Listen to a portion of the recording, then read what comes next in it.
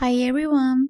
Today we are trying out this smart robot vacuum and we are really excited to see everything it comes with. So here's a full unboxing.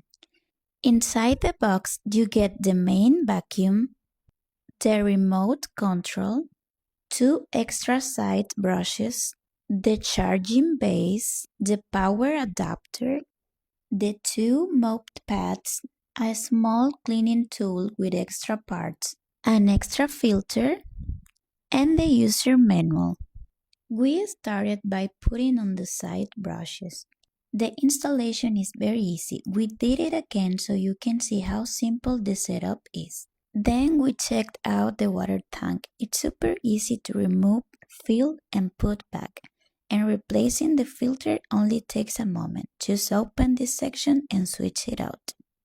We also added the mop pads, and they are super simple to attach. One of the things we like the most is that you can control it in two different ways, with the remote control or through the app on your phone. To really test it, we put hair, crumbs, and even some sauce on the floor, and honestly, it cleans everything perfectly. When it was done, it automatically returned to the charging base on its own. We love it. Totally approved.